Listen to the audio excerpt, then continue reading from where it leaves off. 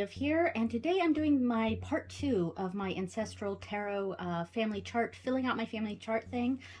Yeah, and I'm using the Relative Tarot. This is a bag that I made for it. And let me just go ahead and open this up. There we go. There's the bag. And I'm also using it. It is not the seed and sickle. This is just the bag for it that came with it. But when I got the special edition seed and sickle, it also came with an exclusive deck, the Citadel deck. And yeah, so I'm using that and the Relative Tarot for this. All right, so we are moving on to my mom's side of the family. Last video, if you haven't seen that, please go watch part 1. And what I'm doing here is I'm following along with the book Ancestral Tarot by Nancy Hendrickson, and her instructions for kind of coming up with some archetypes or some cards in the tarot, plus any other oracle deck you want to use. In this case, I'm also using the Citadel deck, and kind of assigning cards to ancestors. And in the last video, we did some of my great grandparents on my dad's side. And I said a little bit about each ancestor here and what I know about them.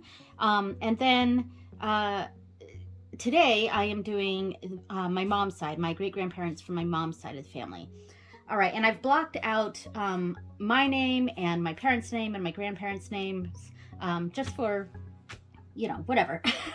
I mean, I don't know why I blocked out my name because, you know, I don't hide that. But yeah, and these are the cards that I pulled for myself, my dad, my mom, my grandparents, things like that. All right, so, and the point of this, well, you know what, I talked about that in my first video. So if you're watching this one, then you already know the point of this. So we're going to do my maternal great-grandfather right now, maternal paternal great-grandfather, Laverne Spees. Yeah, and so this is where it's a bit tough because we all have problematic family members, you know, and a lot of my problematic family members, like 2 of my problematic family members are Laverne and his wife Bertie. I'm not going to get into, like, I'm not going to reveal any personal details or things like that, but this is where there is some generational trauma, and I just, you know, I'm just going to straight up say that neither of these 2 people were good people at all. They were just not very good people. And there is emotional and family trauma stemming from both Laverne and Bertie. And yeah, it's stuff that we still deal with today. And we don't talk about it, which, you know, I don't know if we should. I don't know what there really is to say. But suffice it to say, neither one of them were very good people. So I'm also sharing this because I know other people have family members that maybe were not good people, or there's some very serious generational trauma with those family members. And so, yeah, so I think the reading for them is going to be tough. And in fact, you know, my other great-grandfather on my mother's side, Paul Seeley, he was also, you know, not super great. I mean, nothing. Yeah, anyway, the only one that I'm actually really excited to get to is my great-grandmother Theda. She was awesome. All right, so let's talk about Laverne here. I'm not gonna really talk about him so much, but I guess I'll talk about his background. So he comes from a mostly German background, but he does have an ancestor that came from Hungary, and this ancestor is named Vincent Meyerhofer, and he came from Hungary and moved to Canada, and that was, I believe, one of the immigrant ancestors of mine, moved to Canada, and he was a Catholic priest, but then like kind of converted. I think to like Protestantism, but and he wrote a scathing book against the Catholic Church, and it is still actually available on Amazon. Like this, and maybe I'll leave a link to it. I don't actually own it. I could go ahead and buy it. Maybe I do own it, actually. I'm not sure. But he wrote a scathing book about the Catholic Church, and I think it was called 12 Years a Catholic Priest, you know, from a former priest, because he was a Catholic priest. And yeah, so I find that story very fascinating and interesting. He moved to Canada, and married, I think his daughter married a space. I'm not sure. I can't remember, but but anyway, yeah. So mostly German, a little bit of Hungarian on that side. Yeah. So let's find. Oh, I forgot that I'm supposed to pull out all the quartz, all the majors and all the minors, and separate them out. I'm going to do that right now. Let me pause the video. I did not prepare for this video at all. I just turned on the camera and started going. So let me do that part. I'll pause and get back. Okay, so one, I have separated them out into their sections, and two, when I paused the video, I realized that the camera had slipped. So I don't know what you guys were viewing, but when I edit, I'm probably going to put a B-roll over that former area where I was talking, and I'll just have the B-roll going and talking over it. Yeah, okay, so let's do this. In fact, I gotta light my candle. I'm going to do that now. Okay, I have my ancestor candle lit here. It's just a little tea candle in this holder. I might in the future change my ancestor candle or case or whatever to something different, but right now this is what I use. And I'm lighting some rosemary right now and just kind of clearing out the space a bit. All right, and we'll let that go, and that'll go out on its own. All right, so I'm going to take a few deep breaths, and I have to admit, because these first two ancestors are so problematic, and I don't have a lot of nice things to say about them, which I probably won't say very much. It is nerve-wracking going into this, and I will say that if you have ancestors like this, very problematic ancestors, it is okay to be like, look, I don't even want to do this for them. I want to leave their information blank. Yeah, absolutely. And I'm I'm almost considering that myself, but I think I'm gonna go ahead and do this. But I can't lie. It does make me nervous. So, yeah, all right. So I'm going to take a few deep breaths and kind of surround myself with some positive energy, a sort of positive aura, and just, yeah, protect myself, I feel like. And not that I feel like I'm going to be harmed or anything, but, you know, I don't know. It's problematic ancestors and issues that are still around because of these problematic ancestors, and it makes me a bit nervous. So I'm going to take a few deep breaths. Okay, let's go ahead and pull a court card to represent Laverne Speece Sr. This court card will represent Laverne Speece Sr. and a major part of his personality. All right, let's go with this one. All right, Queen of Wands, which is not great. And I say that, I'm going to move my candle up a little bit so I can put these actually up here, and put the ones down here. It's not great because this is also the card that I got for myself. So There is something that's a bit tough. All right, so where are we at now? Okay, I just want to make sure I'm in frame, especially since before I wasn't in frame because the camera slipped and I didn't know. All right, so now we're going to move on to a major, and this is kind of an archetypal influence in their lives.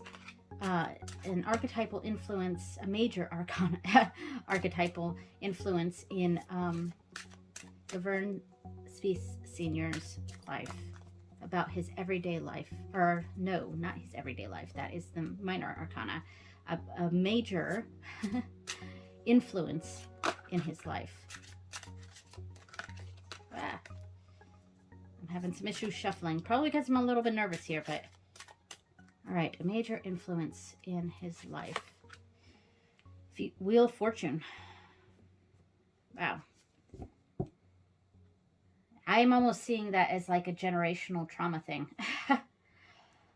And I am going to say that I'm probably not going to talk too much about this stuff with these problematic ancestors. I think I'm going to just try to get through it, and I can come back to it later and really explore, you know what I mean? So now we're in the minor arcana, and this is kind of the everyday influence of Laverne Spieth Sr.'s life, the everyday influence.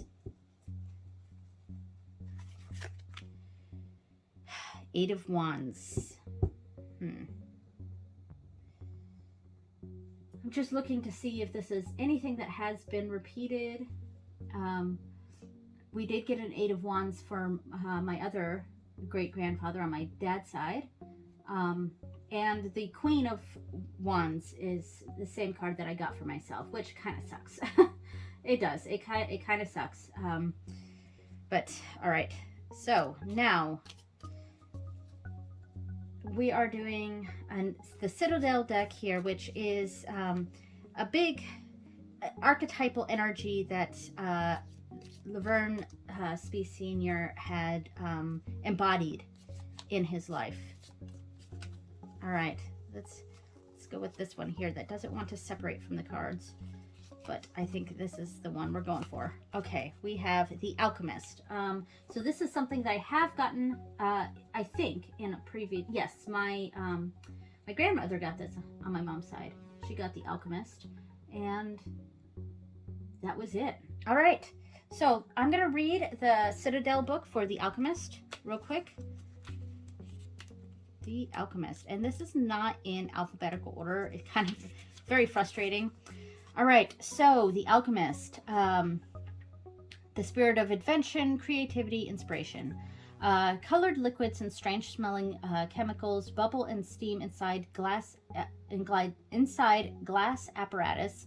A creature watches you from inside a bottle, blinking its single eye, and in the middle of the chaos sits the alchemist, surrounded by books and scribbled notes. It takes genius to create, and the alchemist is the embodiment of invention. Even if they don't always know when to stop and take a break. A fresh period of productivity is on the horizon, and it is up to you to make the most of it. Clear your diary, seize that new rush of creativity, and start on one of the things you've been putting off for so long. I don't know how that really. I think for the two problematic ancestors I have, I mean, I actually really see how the Wheel of Fortune, because it's really, when I was talking about generational trauma, I mean, here we see this, and that a cycle, a repeated cycle of some sort, and yeah, this one really fits, I think. This one, who knows, really. Eight of Wands is really about kind of sudden news, or things coming in full speed, things like that. Yeah, and so the Alchemist, I feel like there was potential here. There was potential with this person. And I think the choices he made really squandered and squashed this potential. And because both of these cards, I think, and even this one, it's a little bit of that. There's potential here. Like there's a strong amount of potential, but we're not seeing like the choices he made are not being not tapping into that potential and going in a bad direction. And I'm sort of looking at how these wands are facing this Wheel of Fortune here, and because I feel like this is the card that most accurately depicts what's going on here with this ancestor. I almost feel like there's because this Wheel of Fortune, it kind of has to do with life cycle.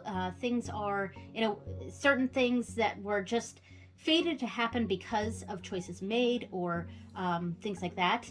And it's a wheel, and it goes around and around. So there's repeated cycles, and then there's also that sense of I don't want to say the word karmic, because that can come off as a bit appropriative of a different culture, but of what's going around, coming around. You know what I mean? What goes around comes around, and I'm hoping that maybe this is saying that there's maybe some retribution going on for this ancestor in whatever possible afterlife there may or may not be, or so it's it's a touchy subject. So but anyway, we're gonna move on to my next ancestor. I find the history of this line to be more interesting than this particular person. And I think when I start doing a little bit further in my family tree, I can explore more of that line, of this family line, instead of this one person. All right, so we're moving on to Birdie, and I don't have a whole lot of nice things to say about her either. And I think my problem with her was that she was more of an enabler, and I don't know. She was the type of person that really, really cared about appearances, and okay, I had to pause real quick because my husband came out for coffee, but I think what I was talking about was just Birdie's enabling personality, as well as her caring more about appearances versus what's right. And that was kind of her personality. She in general just was not a very pleasant person. She came off as like sugary sweet, but she was very much a judging type of person. And my mom had a lot of issues with her, for sure. And I have only met Laverne and Birdie as a baby. I didn't really know them growing up. I mean, we didn't live in the same state even, and because I have my parents were military, so they moved around a lot, and so we were not in the same state as my great grandparents here, and so I didn't really know them. I met them as a baby. I don't think my siblings ever met. Definitely my younger siblings never met them, because I believe they died. I think Laverne died not long after I was born, I think, and then Birdie a few years after that. I'm not sure. I'm really not sure.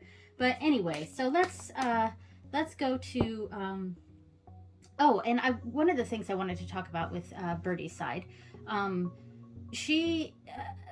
we kind of had a little bit of a mystery. This isn't about Birdie. It's more about her family, her parents and that generation. So they were actually quite poor, and there was a very tough time going on for them, and trying to get my story here because like I said, I didn't plan this, I just kind of went into it, so there's maybe some deep details I might flub up a little bit here, but yeah, so they were actually quite poor and suffered a lot from the illnesses of the time, especially tuberculosis, and there were some children of the family that were put into a orphanage or something like that, and I reconnected with their descendants who were looking for their birth families via DNA, and so I connected with some of the people from that side of the family and found out a lot of very fascinating information about her, like the lives, the kind of devastating lives of the Schurter family. So yeah, if I remember while I'm going through and editing this, I'll probably put up some information on the screen and let that go for a little bit, because right now I think my brain is a little bit fried and I'm not quite remembering a lot of the details. And also I think I'm in a pretty sad mindset right now. Not just because I'm dealing with problematic ancestors. That's kind of just adding to it, which is, maybe I should have done this a little later, but I wanted to get this done, and there was going to be no good time to go through and talk about these people. But I think what's going on in the world right now is kind of weighing on me, and this video is going up a couple weeks later, but there's just, there's been a horrible tragedy in our country, and my mind is on that a little bit, and so I'm not quite remembering all the details of Birdie's family. Anyway, so let's get on to Birdie's court card. So this was a personality trait, or a personality trait of Birdie's that came up frequently. And I have an idea of what I would pull for her, but this is not my idea of what's being pulled for her. This is what the universe or herself or whatever is assigning to Birdie here, and a major element of her personality, maybe not one that we really knew about too. So let's go with this one. This was actually one of the cards I was going to pull, so that's actually perfect. So I was thinking, the cards that I was thinking that I would possibly pull for Birdie here was either going to be the Queen of Cups or the Queen of Swords. And it didn't necessarily have to be a queen. I could have also pulled like a King of Swords, potentially.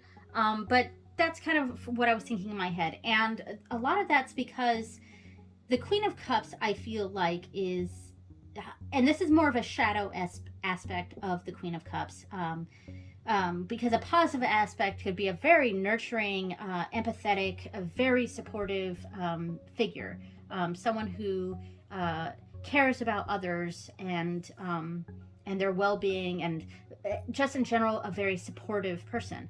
But kind of the shadow aspect, I think, of a Queen of Cups is someone who can be very emotionally manipulative, and that was definitely Birdie, for sure. She could definitely be emotionally manipulative, and that's kind of the feeling that I was getting from before I even pulled a card.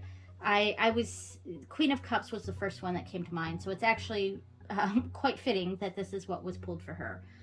All right, so let's do a major archetype of her life, a major influence. Oops, I am not going to read that. Well, you know what? I'm going to pull that one. that makes a lot of sense. Yeah. I don't often read the jumpers, but every once in a while, I'll feel that, like, nope, this is, you got to read this one. So, and this is right. Absolutely.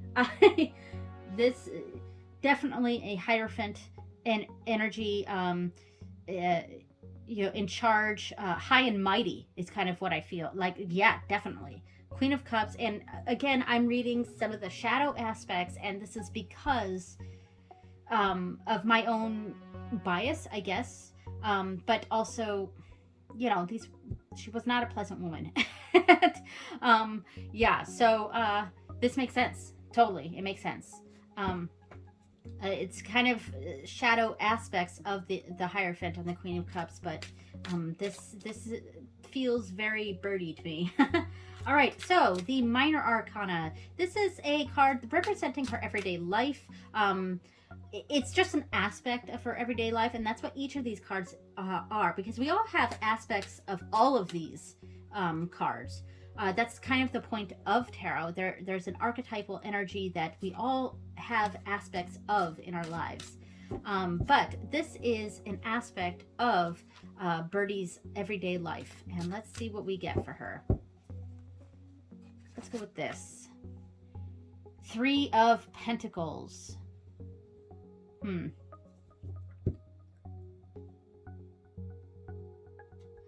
of Pentacles. Interesting.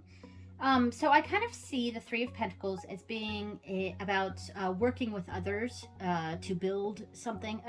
And it doesn't have to be literally building something, though usually that's how it's depicted, but it's kind of a metaphor of building something together.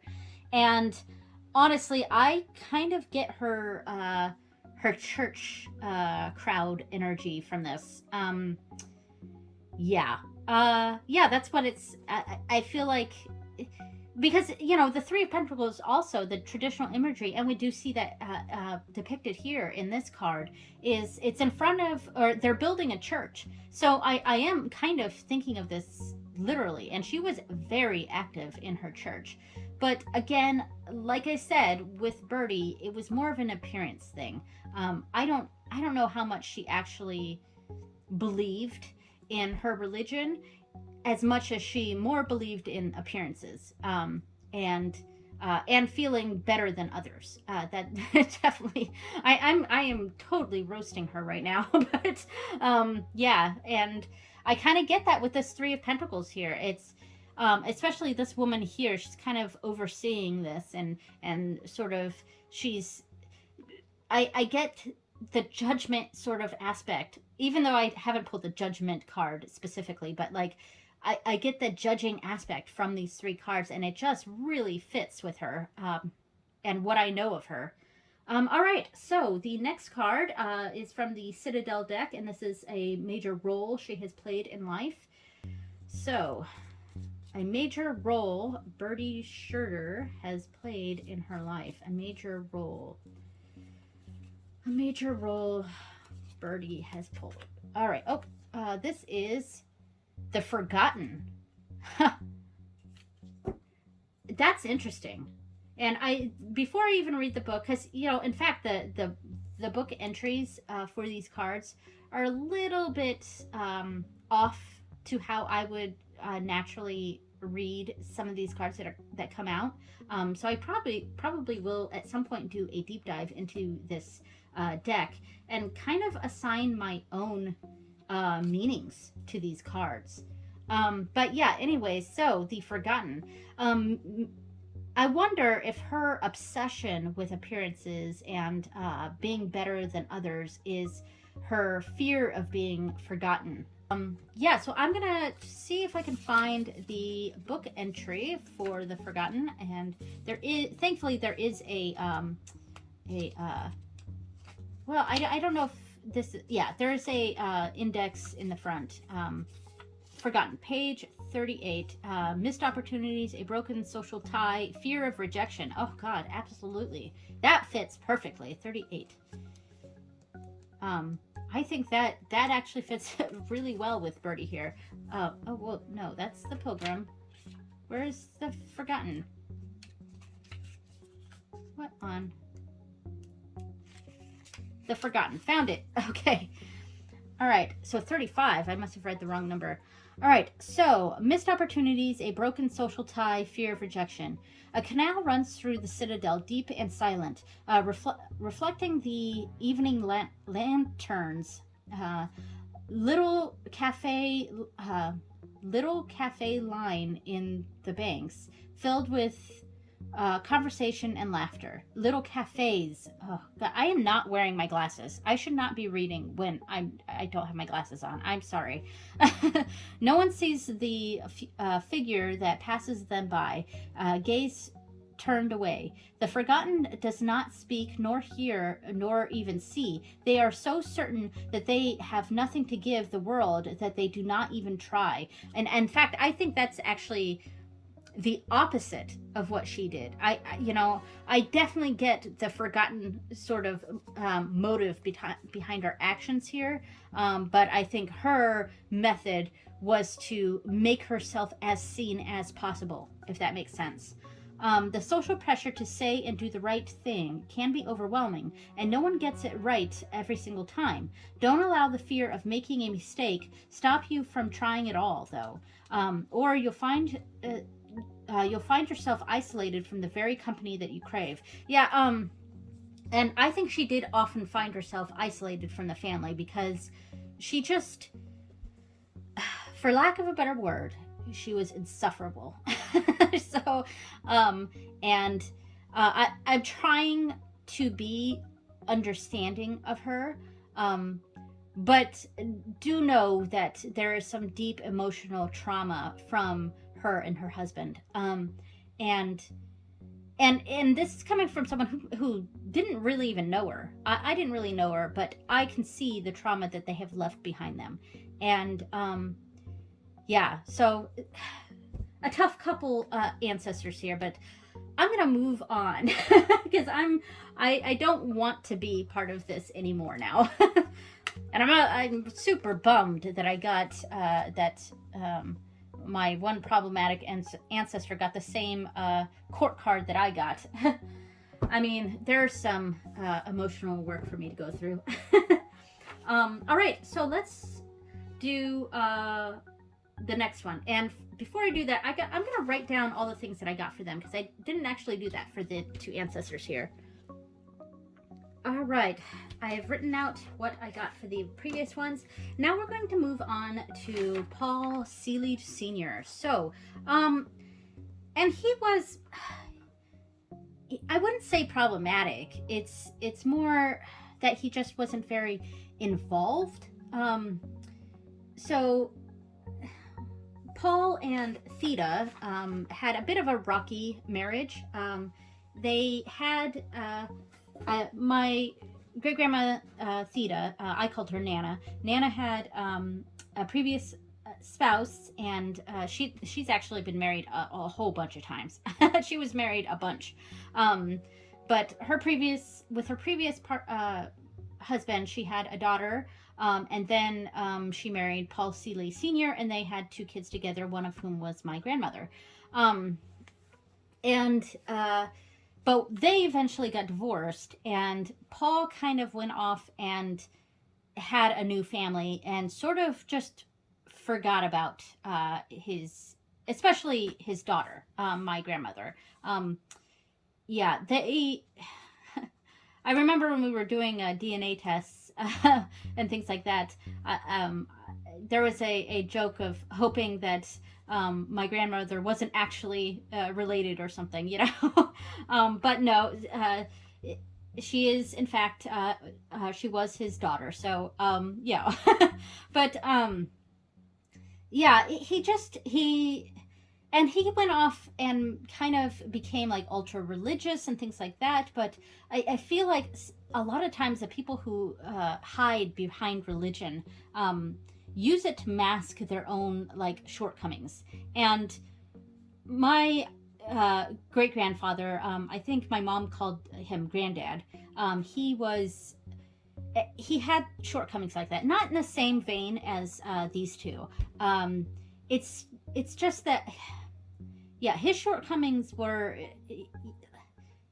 primarily just leaving his former family behind and starting a new family, and I think hiding behind some sort of altruistic or high and mighty religion. And yeah, there's definitely issues with religion in my family here. And yeah, there's a story my mom tells about about her granddad when he came to one of her schools at one point when she was a child, and was handing out Bibles in a classroom. It spoke and handed out Bibles or something, and he didn't even recognize my mom, because he walked by my mom's desk and she was like, "Hi, Granddad," and he like did not even recognize her. Like that, he just was absent from my mom's family. I don't think he had a contentious relationship with his other child from Theta. I don't think so. But it's like my grandmother and her family did not exist to him for some reason, and so there's issues there. There's kind of that abandonment kind of issue. But the history of the Seeley family is actually very interesting and also kind of problematic.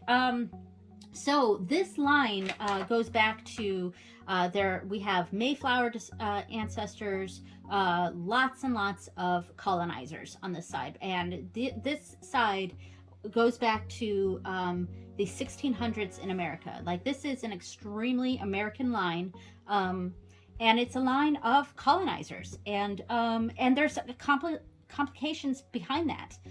In fact, the Seeley name, the direct ancestor, is a man named Robert Seeley, who founded various towns and cities on the East Coast. I think I'll put a link of the different cities and towns that were founded by Robert Seeley on the screen, and there's also a Wikipedia article on him and things like that, and that is my direct ancestor and the direct ancestor of this Seeley line. So, and there's complications around that too, because it's like, on the one hand, there's a level of admirability for the people who were brave enough to leave their country for religious freedom and things like that. That's a lot of what the passengers on the Mayflower were trying. They were going off and starting a brand new life with their family with like almost nothing to get religious freedom. And there's some admiration behind that. And I have admiration for that. But at the same time, they came to a place that was already occupied, and they were colonizers. And I think what my point is, what I'm trying to say is that people are complicated, situations are complicated. And, I can, on the one hand, admire the bravery to do what they did in a way, but at the same time completely condemn the colonizing that happened and the wiping out of cultures and being replaced by these people that came in on a land that was not theirs. So my whole point is that it's complicated, and and I'm sure I didn't word my feelings on that perfectly well.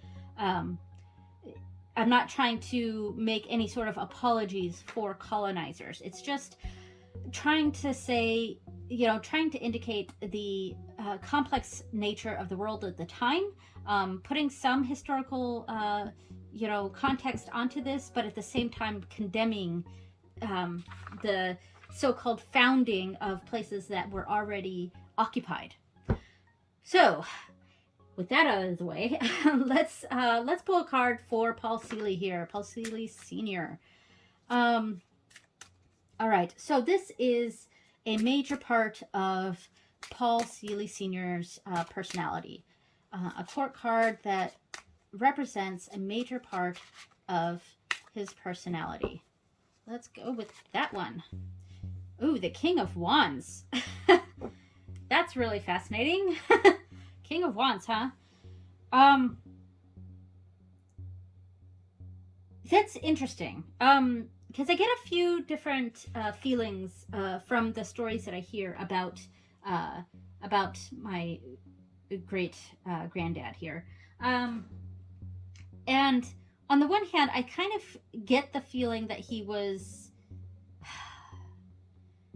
not overly loud or boisterous. Not really that sort of like energy, which I do feel like we get from the King of Wands, is a sort of loud and I'm here sort of personality, which I feel like is not really him. But at the same time, the fact that this person here seems to be dressed as some sort of like devil-like figure, it kind of shows the hypocrisy of my great granddad. And so yeah, I mean, I'm gonna ponder that more later, but I think I'll move on to the next card. All right, so we are doing the major. So this is a major archetype of his life, a major archetype of Paul Seeley Sr.'s life, a major archetype of his life. Justice. Fascinating. I think there is a feeling from him, because, you know, there was a hypocrisy from him for sure.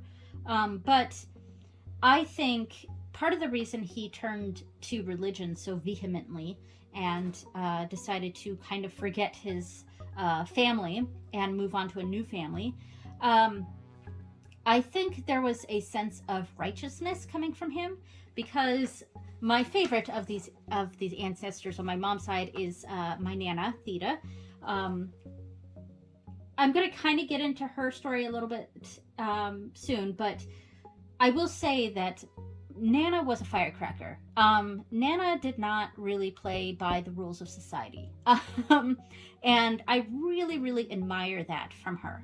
I mean, she had her faults for sure. So, and I'm saying that only because I'm trying to say that she wasn't perfect, but she was a person that went against society like a lot, because she was very much almost anti-establishment, you know, and I said before that we sort of joked that maybe my grandmother wasn't actually Paul's daughter, you know, things like that. And that joke stems from the fact that, let's just say my Nana was a very free spirit. And, which is, I'm being a bit euphemistic here, but, yeah, so she probably was not totally faithful. And, I think her sort of free spirit, almost hippie before there were hippies, attitude, yeah, she kind of had that sort of mentality. And I think my great granddad felt a righteousness about his choice to leave that family, even though it was completely hypocritical. And I think that's where I'm trying to get here. Yeah. All right, so the minor arcana. This is an everyday aspect of Paul Seeley Sr.'s life. Kind of just an everyday thing. All right, we have the Five of Wands, and I got this as my everyday as well. I feel like there was just a battle going on for him.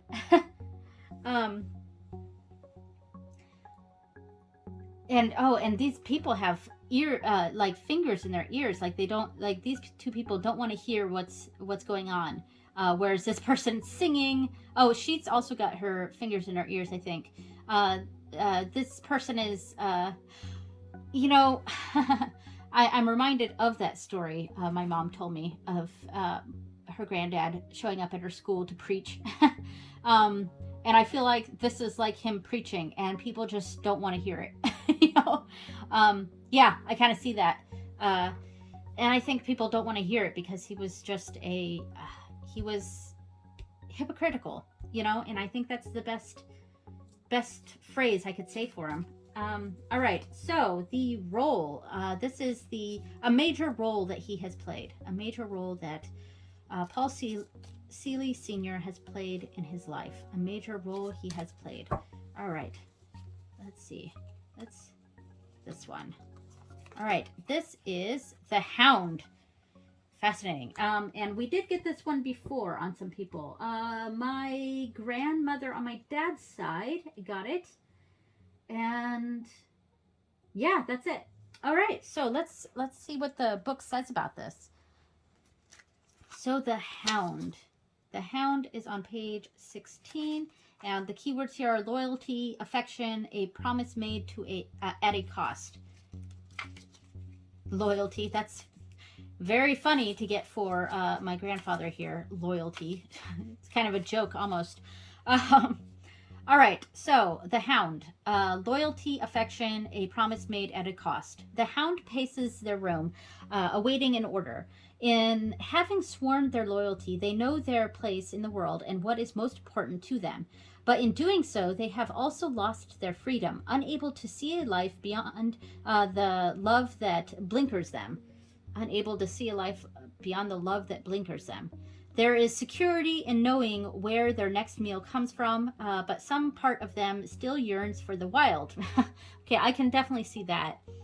Promises are not made lightly, and you may be starting to realize that an oath made in the past comes with more restrictions than you first realized. Let's talk about a marriage oath there. And, remaining true to your word is important, but don't let yourself be taken advantage of.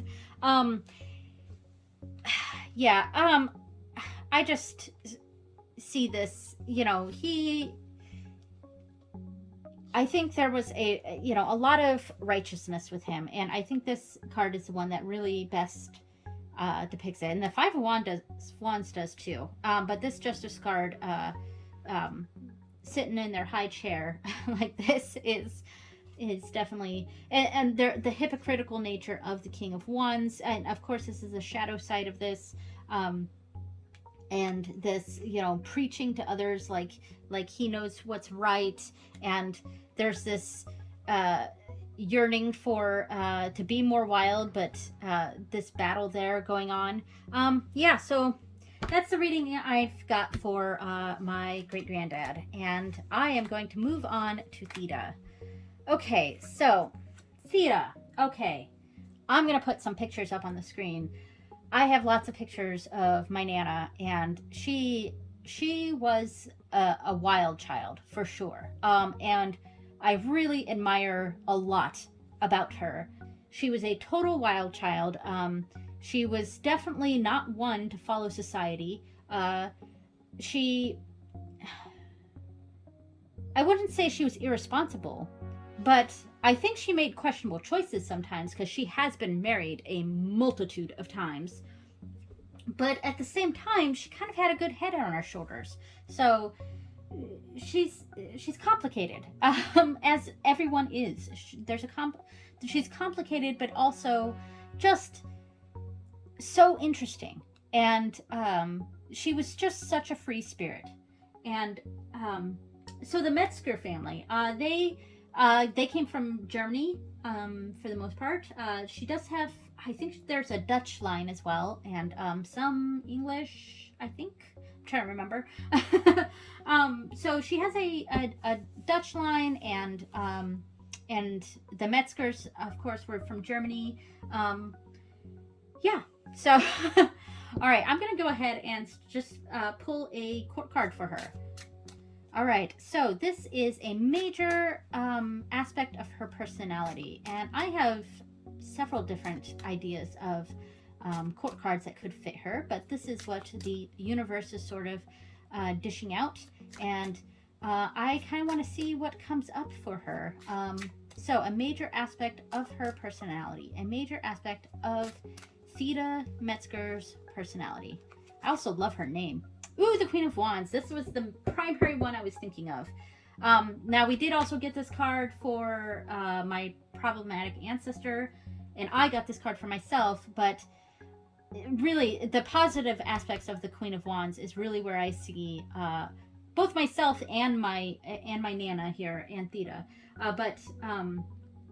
Whereas a lot of the negative aspects is possibly where we might see my great-grandfather.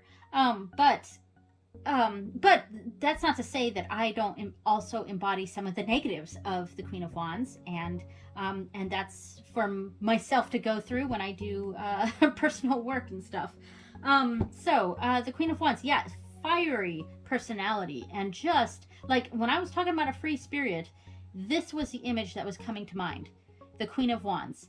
And I am so happy I pulled this for Nana, because this was definitely Nana. All right, this really does embody her free spirit kind of personality. All right, so the major a major archetype present in her life. A major archetype present in her life. Oh, the Hierophant. That's interesting. I feel like this is like when I've pulled the Hierophant for some of the other people, like Birdie, when I pulled the Hierophant, this woman kind of embodied the Hierophant. Whereas in this aspect with Theta, I think this is more society around her. This is what's like pushing her down, what's keeping her in her box. Definitely this patriarchal environment. Yeah. All right, so the Minor, and this is an aspect of Theta's everyday life. And she's definitely a person that liked to have a lot of fun. I did pull out the Ten of Cups here, so here we go. All right, we'll do the Ten of Cups.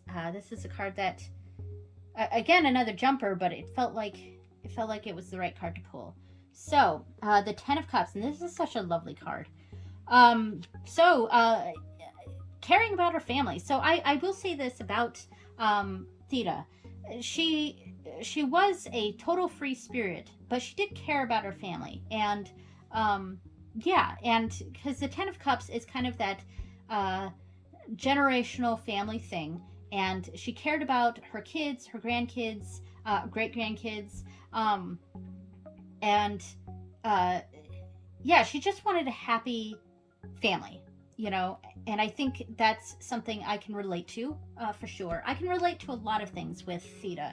Not everything, because again, she was a woman of her time, but and because of that, I'm sure she had problematic opinions that I probably would find abhorrent. I'm just saying. I don't know for sure. I don't actually know if she had these sorts of feelings or whatever, but I'm just trying to give a more even look at her, you know. Even though I do quite admire a lot of how she was as a person.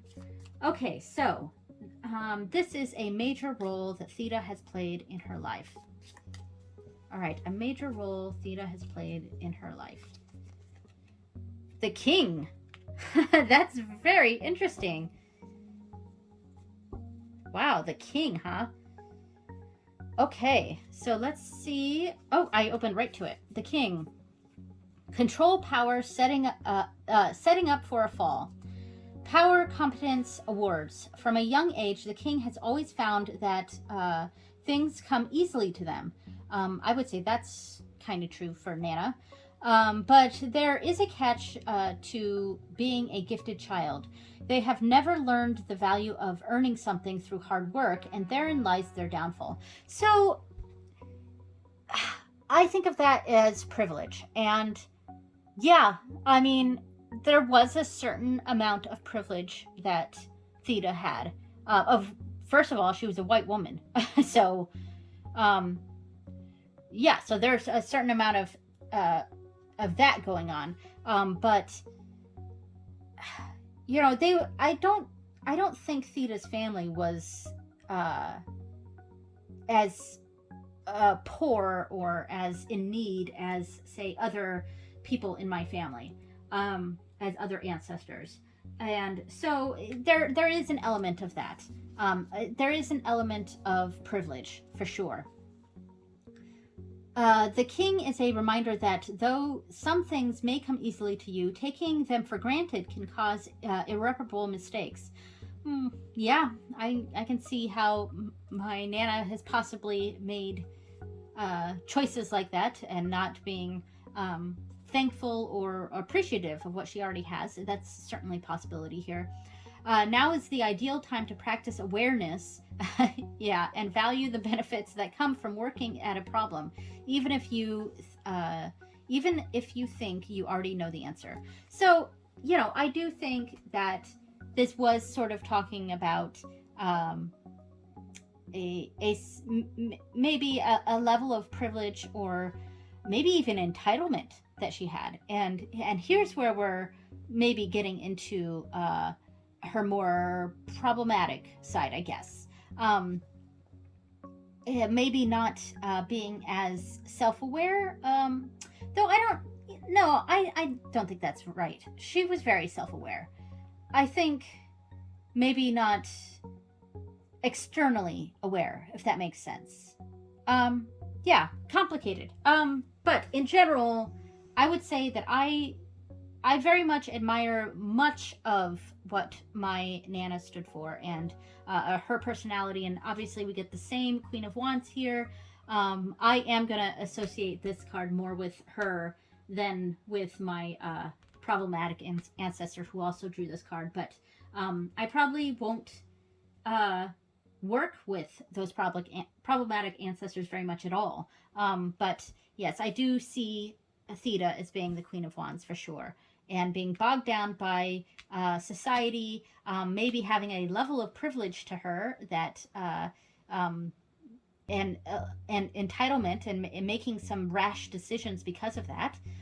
But ultimately loves her family and wants the best for her family. So yeah, there we go. All right, so that is it for my family tree ancestral tarot, my ancestral tarot family chart.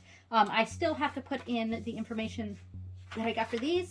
I don't know what my next ancestor video will be, but I do plan to do more ancestral videos for the channel. So thank you so much for watching, everyone, and I will see you next time. Bye!